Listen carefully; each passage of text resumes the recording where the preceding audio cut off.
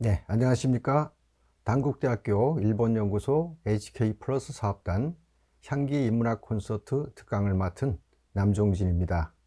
네, 오늘 저는 동아시아의 역사 서사와 인간이라는 주제로 여러분들께 중국에서 비롯된 기전체의 역사 기록이 어떤 전통을 가지고 계승되었는지, 또 그것이 계승되는 과정에서 어떤 인문학적 변형이 이루어졌는지에 대해서 함께 살펴보고자 합니다.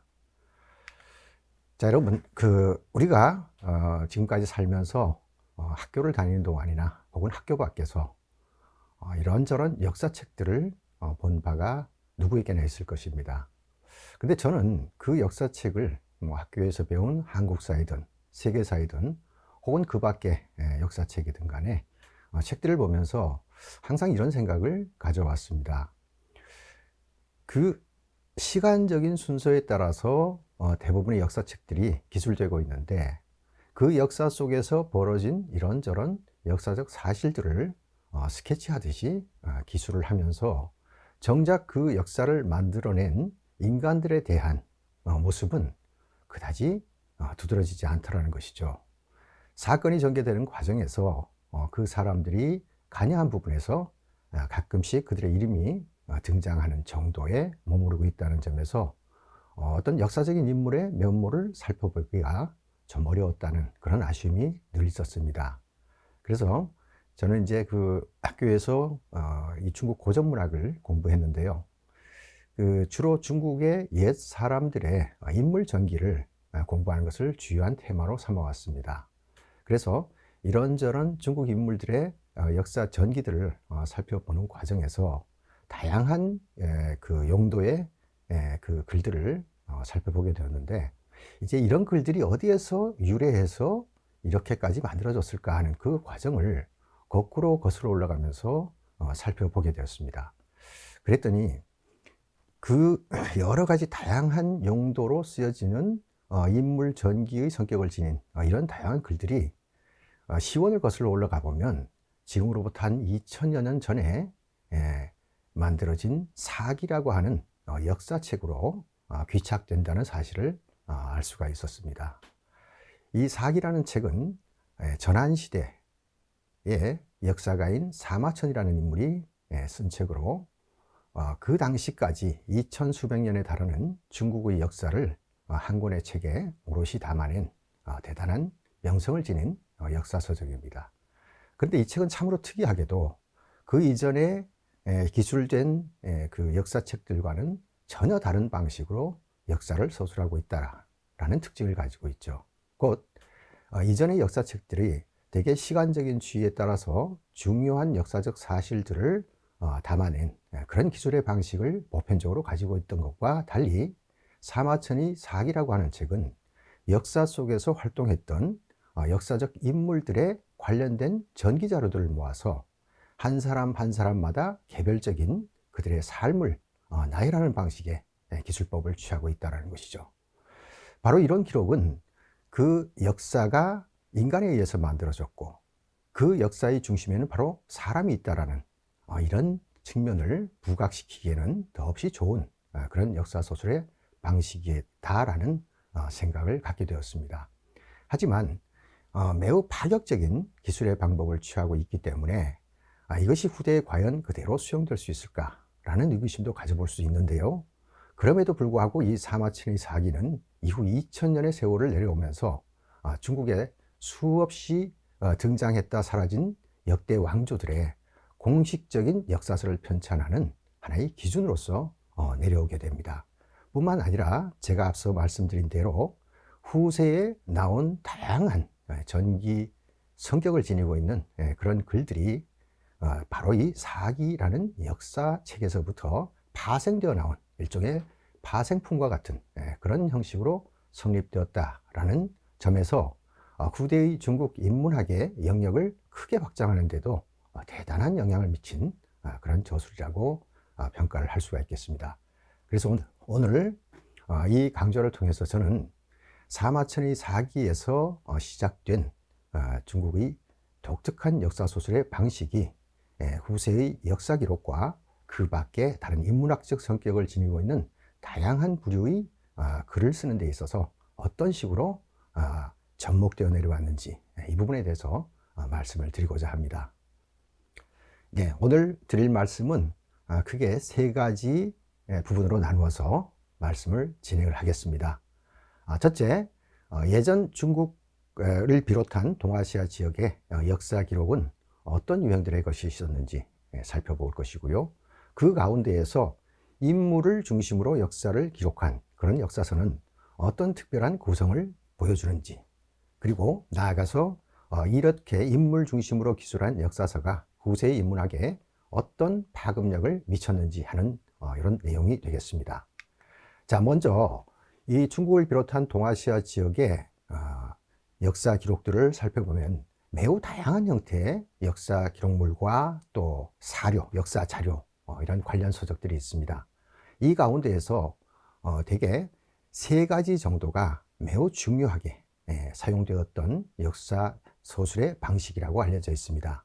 그 세 가지는 곧 편년체라는 것과 기전체 그리고 기사본말체라는 세 가지 형식입니다.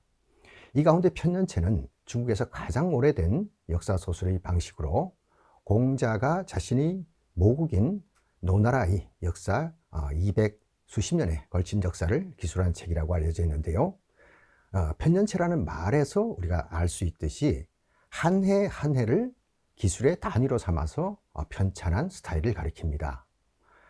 다시 말해서 역사적으로 벌어졌던 주요한 사건을 시간적 순서에 따라서 마치 연대기를 적어나가듯이 기술하는 그런 특징을 가진 방식입니다. 두 번째는 오늘 우리가 살펴볼 가장 핵심적인 형식이 되겠는데요. 바로 기전체라고 불리는 역사소설의 방식입니다. 이것은 역사 속에서 활동했던 인물들의 행적을 모아서 이것을 마치 인물 전기를 기술하듯이 나열하는 방식으로 구성된 그러한 역사 소설의 방식이 되겠습니다. 세 번째는 가장 나중 나온 것인데요. 기사본말체라고 불리는 역사 소설의 방식입니다.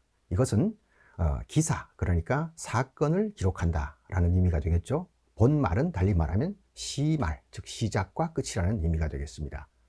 그러니까 어떤 역사적 사실에 대해서 그 발단에서부터 전개 그리고 결말까지를 하나하나의 독립된 꼭지로 구성을 해서 기술하는 방식을 일컫습니다. 따라서 이 세 가지 기술 방식은 편년체는 시간을 중심으로 역사를 기술하는 방식이 되는 것이고요. 기전체는 역사 속의 인물을 중심으로 역사를 기술하는 방식이 되는 것입니다. 그리고 기사본말체는 사건을 중심으로 역사를 기술하는 방법이 되는 것이죠. 자, 다시 말씀드리지만 이 세 가지는 과거 중국을 비롯한 동아시아 지역에서 가장 중요하게 사용되던 대표적인 역사 소설의 세 가지 방식이다 라고 정리할 수 있겠습니다. 자, 이 가운데 이 기전체라고 하는 역사서가 바로 인물을 중심으로 역사를 기술하는 방식이라고 말씀을 드렸습니다. 그리고 그 효시가 되는 것이 바로 전한시대의 역사가 사마천이 편찬한 사기라는 책이 되는 것이죠. 전하는 바로는 이 사마천은 사실 매우 불운한 그런 인생을 살았던 인물이기도 합니다. 당시 한나라와 접경하고 서로 군사적으로 충돌을 빚고 있던 북쪽의 흉노라는 세력이 있었죠. 그 흉노의 세력을 소탕하기 위해서 출정한 한나라의 장수가 적진 깊숙한 곳에서 적에게 완전히 포위가 되어서 전멸을 할 지경에 이르자 투항을 하게 됩니다. 이 사실이 한나라 조정에 알려지게 되었고 많은 사람들이 그들을 매국노라고 매도할 때 이 사마천은 의연히 나서서 어쩔 수 없는 상황에서 후위를 도모하기 위해서 투항한 것이지 매국적인 행위를 한 것으로 볼 수는 없다라는 자신의 의견을 개진했고, 그것이 이제 황제이든 무제로부터 미움을 사서 궁형이라고 하는 치욕스러운 형벌을 받게 되죠. 죽음을 선택할 수도 있었지만 자신의 아버지가 자기에게 남겨준 지나간 과거의 역사를 편찬하라는 그 유언을 이룩하기 위해서 살아남는 방법을 택했던 것입니다.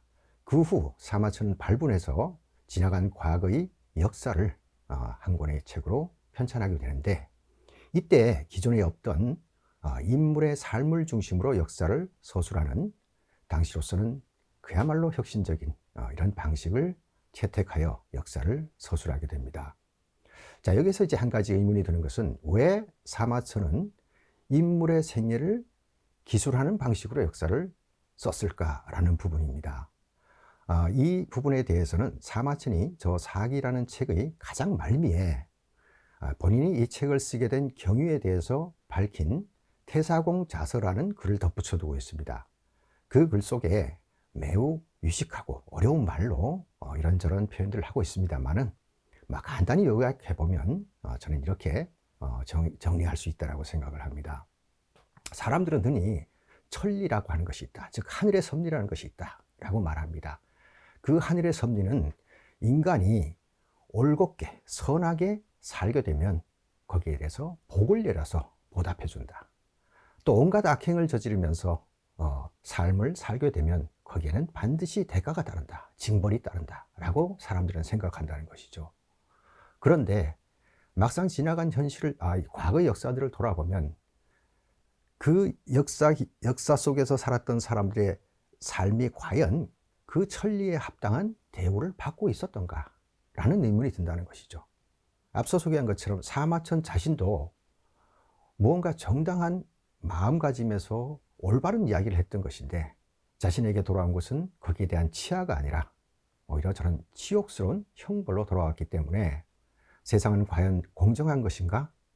세상에 정의는 존재하는 것인가? 라는 데에 대한 의문을 크게 가지고서 이 책을 썼다라고 이야기합니다. 다시 말해서 역사 속에서 사람들이 살아왔던 행적들을 보면서 과연 세상에는 정당한 하늘의 섭리가 작동하고 있는가 하는 것에 대한 의문을 가지고서 이 책을 이런 인물 전기 중심으로 기술하는 방식을 선택했다라고 파악할 수가 있겠습니다. 자, 이 기전체라고 하는 책은 매우 독특한 구성을 가지고 있다라고 했는데요. 자, 인물 중심으로 역사를 기술한다고 하지만 인물에 대한 기록만으로 모든 책이 구성되고 있는 것은 아닙니다. 그 구성 내용을 보면 크게 세 부분으로 나눌 수가 있는데요. 첫째는 인물의 전기를 기록한 부분이 있습니다. 이 부분은 대개 두 가지 부분으로 구성이 되는데요. 기라는 부분과 열전이라는 부분으로 구성이 됩니다.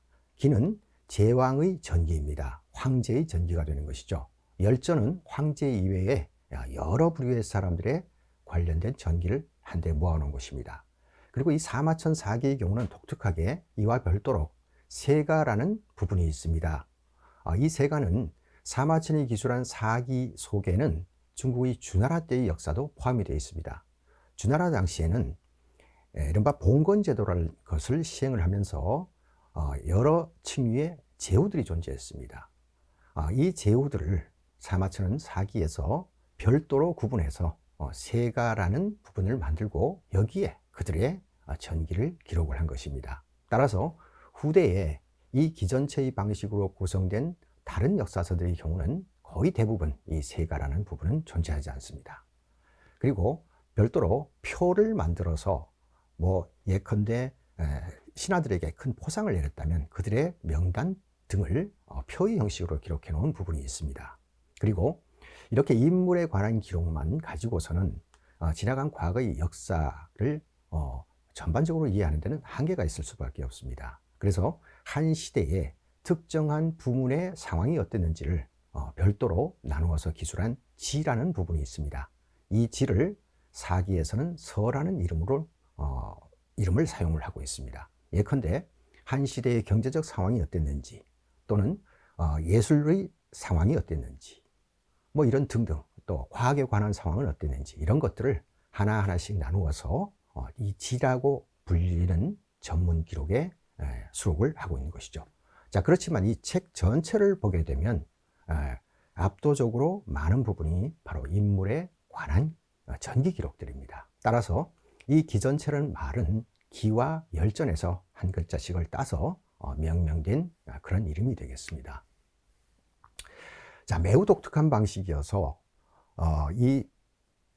소위 말하는 이 동아시아 문화권에 살지 않는 사람들의 경우라면 이런 역사책을, 이런 식으로 구성된 역사책을 사실상 본 적이 없을 것입니다. 그래서 미국의 그 역사학자이자 중국과 일본의 한문 고전을 영문 번역을 해서 영어권 독자들에게 널리 소개한 바가 있는 버튼 왓슨이라고 하는 이 역사가이자 번역가는 미국의 콜롬비아 대학에서 이 사마천과 사기에 관한 연구로 박사학위를 받은 바가 있습니다.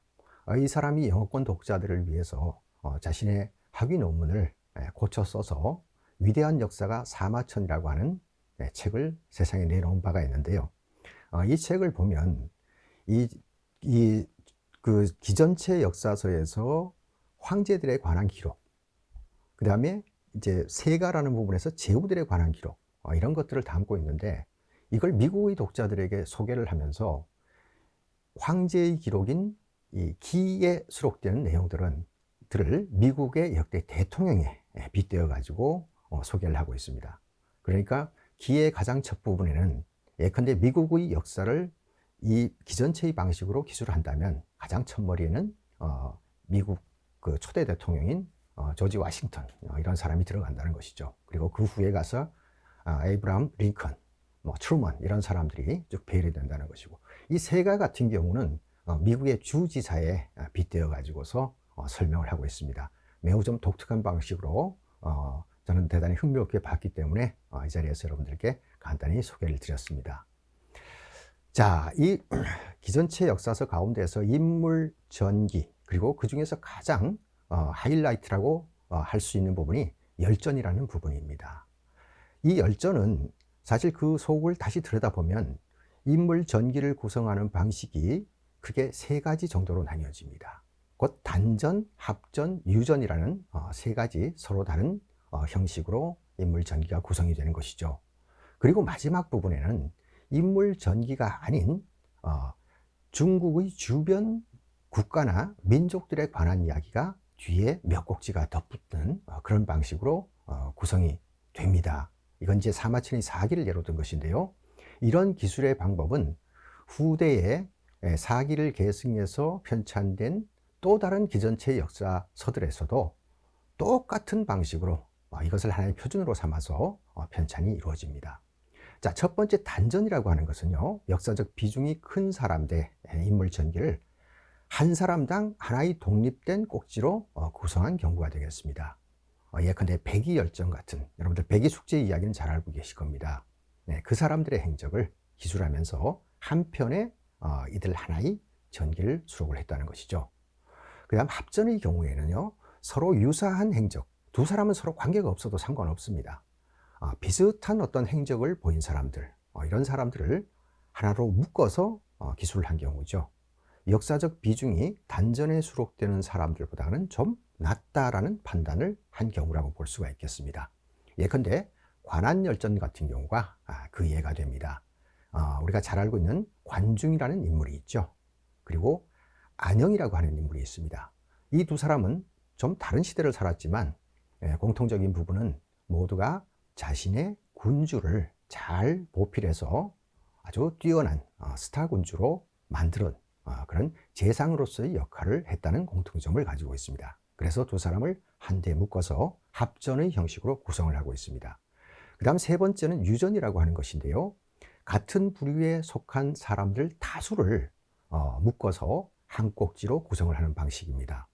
이 경우에는 이 사람들의 공통점을 글의 제목으로 올려놓습니다. 예컨대 화식열전이라고 하는 경우는 바로 돈을 많이 번 사람들의 이야기입니다.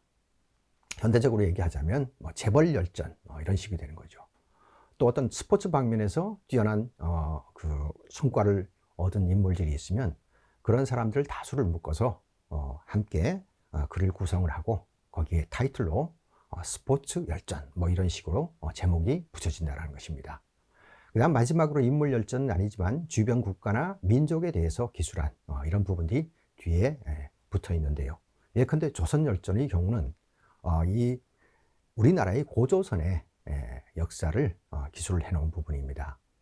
우리로서는 저 시대에 관한 문헌 기록들이 거의 존재하지 않는데 저런 기록이 있기 때문에 우리의 고대사를 연구하는 데 다소 참고가 되고 있는 것입니다. 자, 그 다음 기전체 인물 전기를 기술하는 방식을 구체적으로 한번 살펴보겠습니다. 여기 노장실환열전이라는 글을 샘플로 보여드리는데요. 저 제목에서 보다시피 노장실환열전은 4사람의 전기를 한 군데에서 기록을 한 겁니다. 그러니까 앞서 살펴본 3가지 유형 가운데 합전의 형식에 해당이 되는 것이죠. 노자, 장자, 신불해, 그리고 한비자라는 4명의 인물입니다. 이 가운데 장자에 관해서 기술해 놓은 부분을 살펴보면 이 열전에 그 기술되는 인물 전기는 크게 3가지 파트로 구성이 이루어집니다. 가장 첫머리에는 이 사람이 어떤 사람인지를 밝혀주는 실원사항을 반드시 기록합니다. 그래서 지금 한문으로 기록이 되어 있지만 간단히 해석을 해드리면 장자라는 인물은 몽땅 출신의 사람이다. 그리고 이름은 주다. 이런 뜻이 되는 것이죠. 그 다음에 2번째 단락, 이것이 이제 본론이 되겠는데 이 부분에서는 이 장자라는 인물이 평생 동안 보여주었던 행적 가운데에서 장자라는 인물의 캐릭터를 가장 선명하게 보여줄 수 있는 몇 가지 행적을 선별해서 그것을 집중적으로 나열해서 구성을 해줍니다. 여기 지금 소개하고 있는 첫 번째 행적에서는요, 이 초나라의 군주가 이 장자가 훌륭한 인물이다라는 소식을 전해 듣고는 사신을 보내서 많은 예물을 건네면서 장자를 맞이해서 재상으로 삼겠다라고 제안을 합니다. 그러자 장자가 그 사신에게 자신은 세속의 구애를 받지 않고 자유로운 삶을 살고 싶다라면서 거절하는 그런 이야기가 기술되어 있습니다. 이런 모습을 통해서 자유인으로서 살고 싶어 했던 장자의 면모를 잘 보여주는 것이죠. 그리고 3번째 파트는 흔히 논찬이라고 불리는 파트인데요. 이 부분에서는 이 기술된 사람의 행적에 대한 역사가의 판단 내지는 평가를 덧붙여 놓는 부분입니다. 이처럼 이 기전체 인물 전기는 대체적으로 이렇게 3단 구성의 형식을 가지고 있습니다. 이 부분을 잘 기억을 해 두셔야 됩니다. 자, 지금부터는 이제 오늘의 그야말로 본론이 되겠습니다. 이런 기전체 인물 전기가 후대의 인문학의 방면에서 어떻게 계승되고 변형되었는지 이 부분에 대해서 소개를 드리겠습니다. 인간의 삶을 담아낸 이 동아시아 역사 기록의 한 방식인 기전체는 지금부터 2000여 년 전에 처음 창안이 이루어졌고 그것이 이후 19세기, 다시 말해서 동아시아 지역이 근대로 넘어오기 이전까지 중국은 물론이고요, 우리나라의 역대 왕조에서도 한 왕조의 공식적인 역사 기술의 방식으로 계승이 이루어지게 됩니다. 뿐만 아니라 그 밖에 과거에 이제 문인들, 학자들, 이런 사람들이 쓴 다양한 형태의 전기문학들, 그리고 사람이 죽으면 무덤에 세우는 비석에 그 사람의 행적, 신원사항을 등을 기록해서 적게 되는 이런 비지문들, 더 나아가서 예를 들어서 예전 이제 고전 소설들 있죠. 예컨대 추장전이다, 전우치전이다, 홍길동전이다 하는 이런 식의 소설의 성립에까지도 영향을 주게 됩니다. 자, 이 내용에 대해서 하나씩 나누어서 살펴보도록 하겠습니다. 첫 번째, 기전체 역사서는 후대에 중국의 수많은 왕조의 공식적인 역사 기록의 방식으로 계승이 이루어지게 됩니다. 여기 지금 화면에 도표가 매우 작아서 잘 안 보이시겠지만요, 지나간 중국의 역대 왕조에서 편찬된 공식적인 역사서는 모두 24종이 있습니다.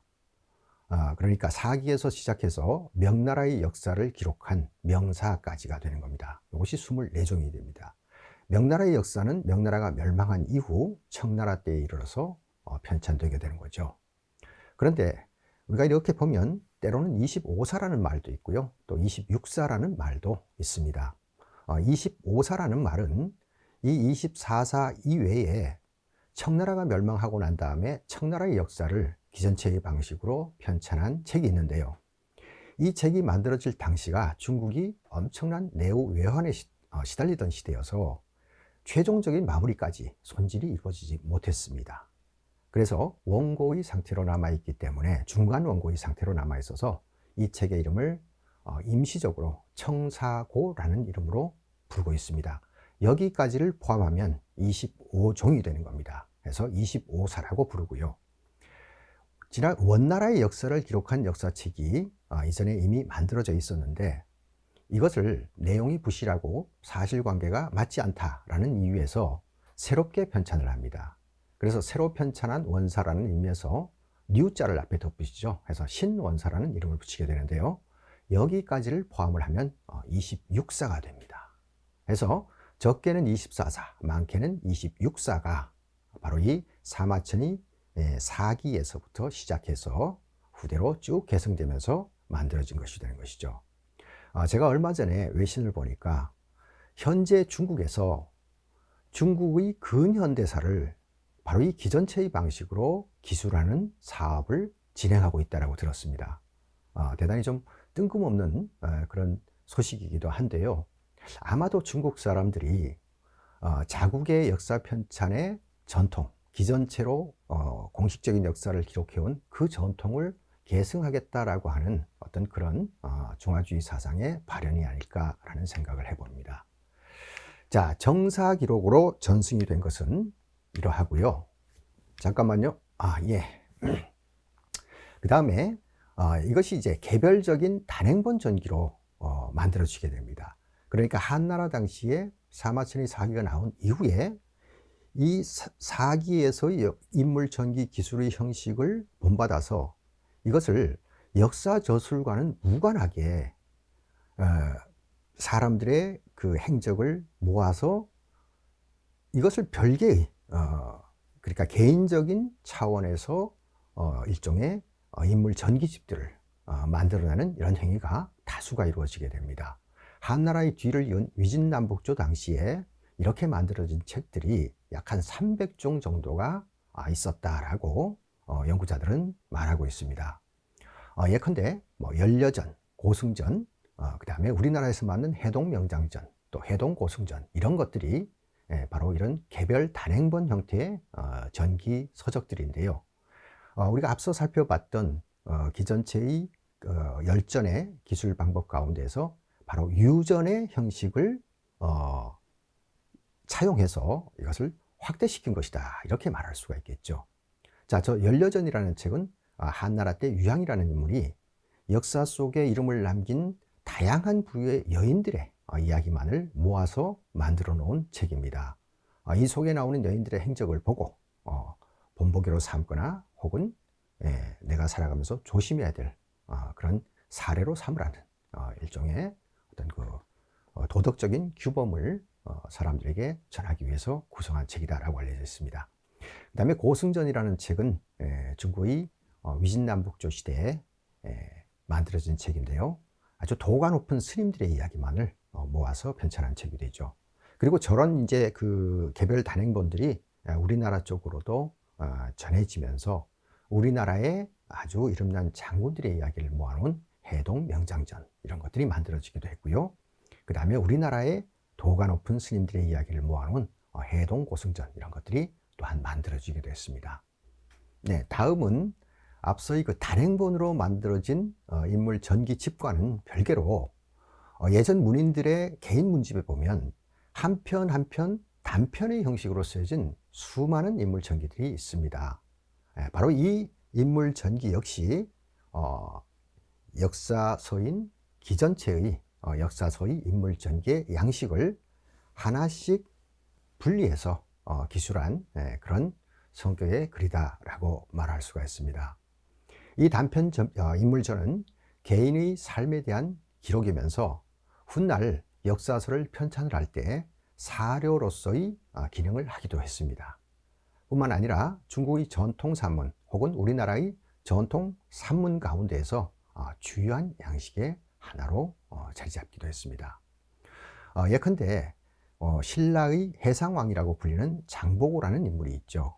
저 장보고에 관한 전기는 고려의 김부식이 저술한 삼국사기라는 책 속에 수록이 되어 있습니다만은 그 글의 오리지널 글은 당나라 말기에 두목이라고 하는 유명한 문인이 있습니다. 그 사람이 장보고와 또 다른 신라 출신의 장수인 정년 두 사람의 이야기를 한데 묶어서 합전의 형식으로 기록한 글이 있습니다.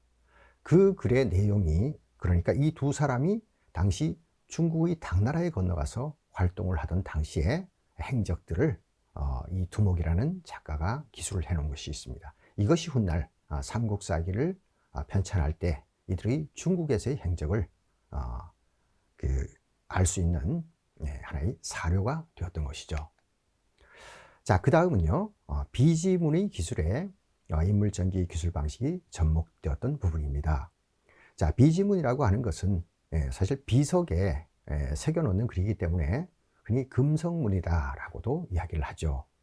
그런데 이런 금성문 가운데 특히 사람의 무덤에 사용하는 각종 비석들, 예컨대 무덤의 앞에 세우는 묘비라든가, 이와는 별도로 무덤 속에 이런 네모난 정사각형 모양의 큰 돌에다가 그 사람의 신원관계와 주요한 행적들, 또 가족관계 이런 등등을 기록을 해놓은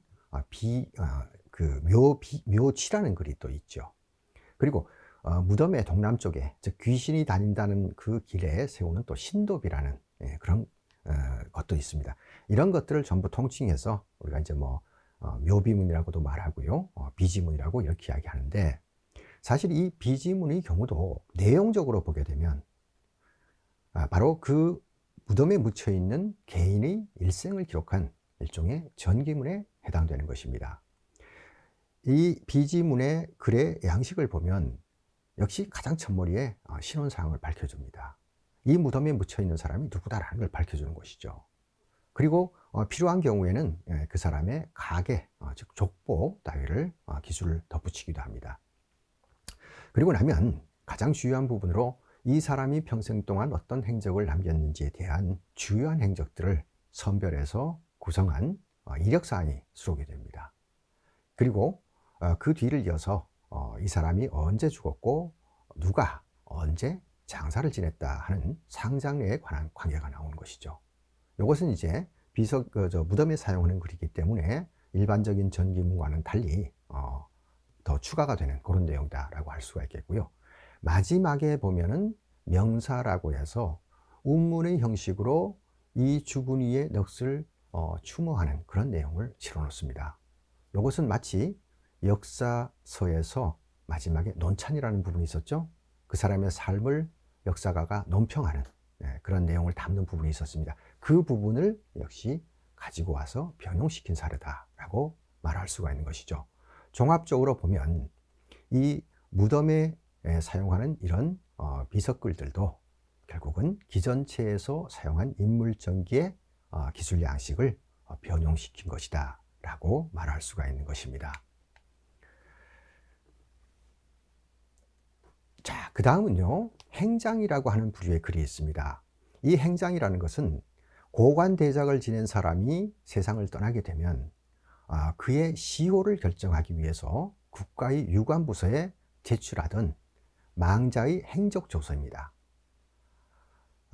바로 이 글에 근거해서 이 사람이 평생 동안 어떤 행적을 보였는가를 살펴서 제도적으로 정해놓은 시호를 거기에 부합되게 내리는 그런 하나의 토대가 되는 그런 글이 됩니다.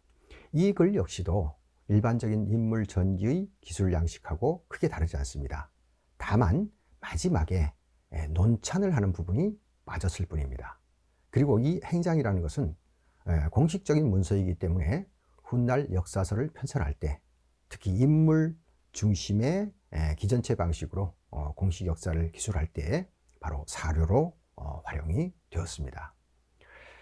자, 이렇게 실존했던 인물들의 인물 전기를 기술하는 것과 또 별개로 이것이 문학적인 그 영역으로 확대되기도 합니다. 중국 인물 전기, 우리나라의 옛 한문으로 쓰여진 인물 전기 가운데는요, 실존하지 않는 사람을 허구적으로 작품 속에 내세워서 마치 살아있는 사람의 이야기인 것처럼 기록한 이런 사례들이 두 가지 부류가 있습니다. 하나는 탁전이라는 것이고 또 하나는 가전이라는 것인데요. 먼저 탁전이라는 것에 대해서 살펴보면 실존했던 그런 인물들의 인물전을 문학적으로 변형해서 만들어낸 일종의 문학 전기가 됩니다. 이 탁전이라는 것의 효시는 그 너무나도 유명한 동진의 도잠, 그러니까 흔히 도연명이라는 이름으로 잘 알려진 시인이죠. 이 사람이 오류선생전이라는 가상인물의 전기를 기술해서 그 오류선생이라는 작품 속의 주인공을 통해서 자신의 이야기를 합니다. 그러니까 자기가 하고자 하는 어떤 이야기를 자기 자신을 직접 드러내지 않고 가상의 인물을 내세워서 그의 입과 행위를 통해서 자신의 마음과 생각과 하고 싶은 바를, 의지를 담아내는 그런 변형된 형태의 전기라고 말을 할 수가 있는 것이죠. 이런 형식의 탁전이라고 하는 것이 후대로 가면서는 많은 사람들이 이 도연명의 오류선생전을 흉내내서 자신의 속내를 담아내고는 했습니다. 이 탁전과 다른 또 한 가지 유형이 바로 가전이라고 하는 것인데요. 이 가전은 동물이나 식물 따위를 의인화하는 겁니다. 사람에 빗대어서 마치 사람인 양 꾸며서 세상의 문제를 간접적으로 그 가상의 인물을 통해서 전달하는 것이죠. 일종의 우화적인 기법을 사용한 문학전기로 평가하는데요.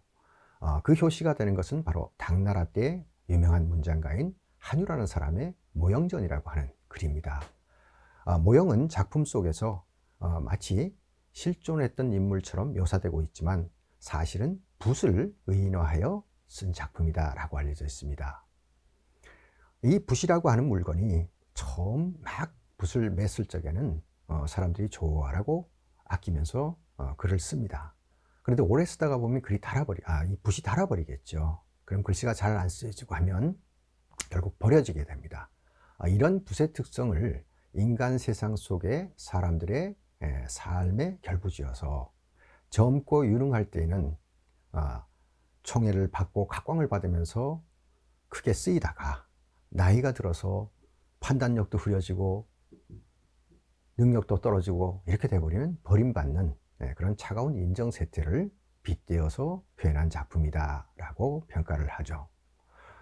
이 한유에서 비롯된 한유의 모형전에서 비롯된 이 가전은 다음 시대인 북송 시대에 접어들면 많은 문인들이 이를 흉내내어서 세상의 부조리를 풍자하는 그런 수단으로 매우 즐겨 사용을 했습니다. 그리고 이것이 당시 고려에 전해져서 고려의 문인들도 우리가 뭐 죽부인전이니 국선쟁전이니 공방전이니 하는 이런 잘 들어본 작품들이 있죠. 이런 친숙한 가전 작품들을 낳았습니다. 자, 이 가전의 경우도 거짓 전기이긴 하지만 기술하는 글의 패턴은 기전체의 인물 전기와 똑같은 형식을 취하고 있습니다. 네, 자 마지막으로 한문으로 쓴 단편 소설에 영향을 주었습니다.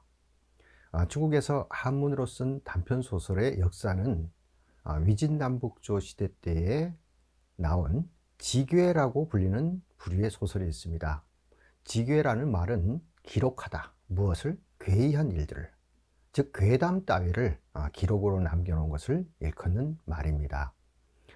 이 부류의 소설이라고 일컫는 작품들은 사실상 어떤 창작을 통해서 만들어진 것이 아니라 한간에 떠돌아다니는 여러 가지 이야기들을 잡다하게 수집해서 기록해 놓은 그런 기록물에 불과합니다. 따라서 우리나라나 일본에서는 이런 것들을 사실 소설이라고 부르지 않습니다.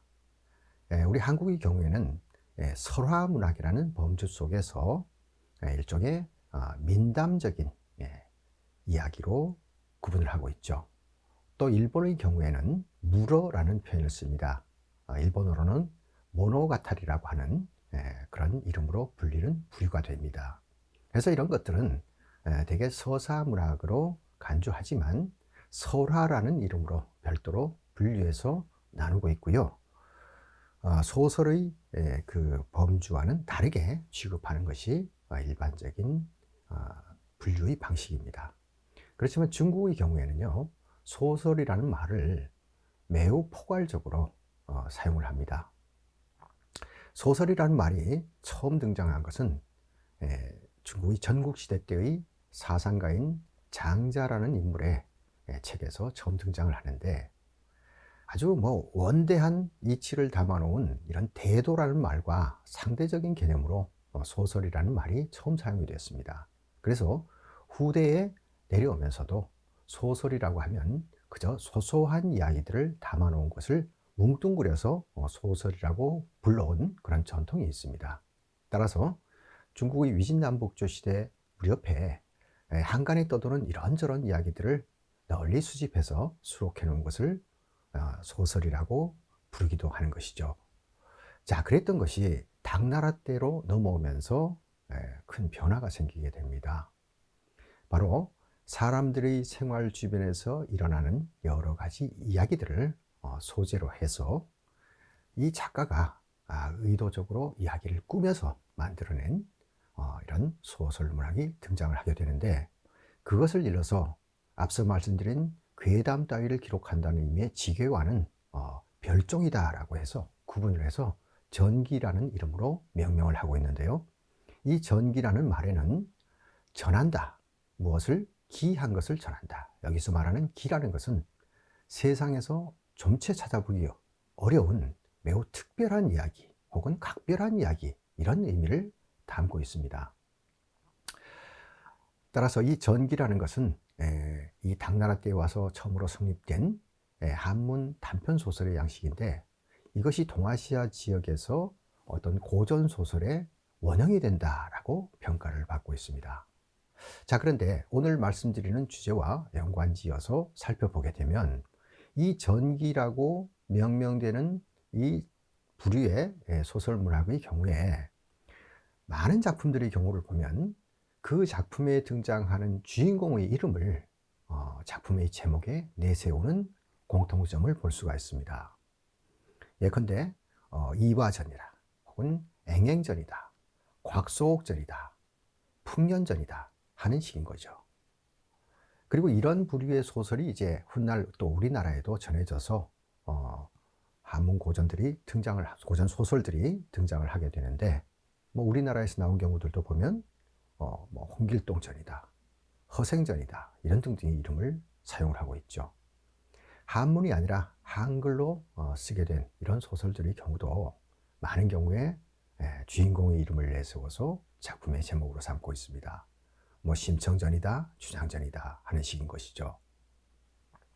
자, 그러면 왜 이렇게 주인공의 이름을 전면에 내세워서 작품의 제목으로 삼고 있는가? 또 소설임에도 불구하고 왜 뒤에 전이라는 이름을 붙이고 있는가? 자, 이 부분이 바로 기전체 역사서의 인물 전기와의 관련성을 보여주는 것입니다. 실제로 이 전기라는 부류의 소설들을 살펴보게 되면요, 그 작품의 제목뿐만 아니라 작품을 구성해 나가는 이 방식이 기전체 인물전과 매우 흡사합니다. 예를 들어서 제가 이 당나라 때에 나온 소설 가운데에서 아주 백미라고 평가를 받고 있는 이화전이라는 작품을 예로 들어서 소개를 드리겠습니다. 이 이화전이라는 작품은 당나라 중기에 백행간이라고 하는 문인이 창작한 것으로 알려져 있습니다. 이 작품의 주인공이 되는 이화라고 하는 인물은 사실 저 와자는 이름이 아니라 아름다운 아가씨라는 의미를 갖고 있다고 합니다. 그러니까 이화라고 하면 이시성을 가진 아가씨, 현대적으로 말하면 이양 정도가 되겠죠.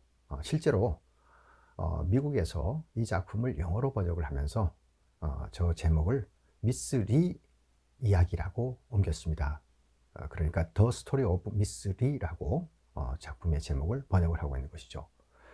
자, 그런데 이 부류의 것들은, 이런 전기라고 불리는 것들은 가공의 이야기이기 때문에 인물 전기와 마찬가지로 전이라는 글자를 제목에 붙이고 있지만 저 전자가 갖는 의미는 다소 다릅니다.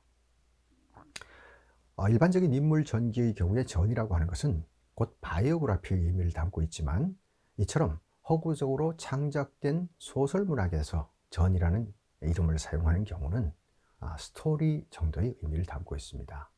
이 부분은 좀 다른 점이지만요. 글을 써나가는 패턴, 구성 방식 등은 일반적인 인물 전기와 크게 다르지 않다라는 겁니다. 자, 아무튼 이 이화전이라는 작품을 보게 되면요, 가장 첫머리에 주인공이 되는 이화에 관한 인적 사항에 대해서 설명하는 글이 나옵니다. 글은 견국 부인 이화는 장안의 장기이다, 이렇게 시작을 합니다. 이 견국 부인이라는 호칭은요, 이 이화라는 여인이 훗날 우리로 치면 뭐 예전에 정경 부인 같은 이런 이제 고관의 부인이 되면서 받게 되는 호칭이고요. 본래 이 여인은 당나라 당시 수도였던 장안이라는 도시에서 활동을 하던 장기였습니다. 우리 식으로 얘기하자면 기생이었던 것이죠. 그랬는데 매우 우연하게 과거 시험을 준비하던 수재를 만나서 둘이 서로 사랑을 하게 되고, 그 후 신분의 차이 등의 이유로 해서 여러 가지 우여곡절을 거치게 되죠. 그러나 고전 소설들이 흔히 보여주듯이 그런 이제 혼사장애 등의 난관을 모두 극복을 하고 결국 엄청난 신분의 차이에도 불구하고 두 사람은 백년 가약을 맺게 됩니다. 그렇게 해서 흔히 하는 말로 잘 먹고 잘 살았다, 이런 이야기가 되는 것이거든요. 아무튼 이렇게 해서 이제 본 이야기가 드라마틱하게 기술이 되고, 마지막 부분을 보시면은 이 작가인 백행간이 작품에 개입을 합니다. 그렇게 개입을 해서 이 이화라는 여인의 이 삶에 대해서 논평을 하는 이야기가 나옵니다.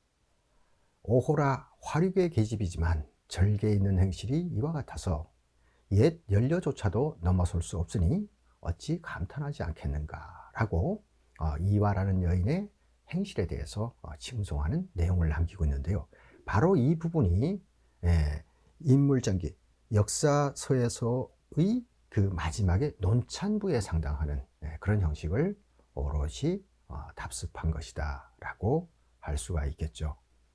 자, 이처럼 일종의 문학의 한 장르인 소설 문학의 양식에도 바로 역사서의 인물전기의 기술 방식이 그대로 수용되고 변형된 그런 사례들을 볼 수가 있습니다.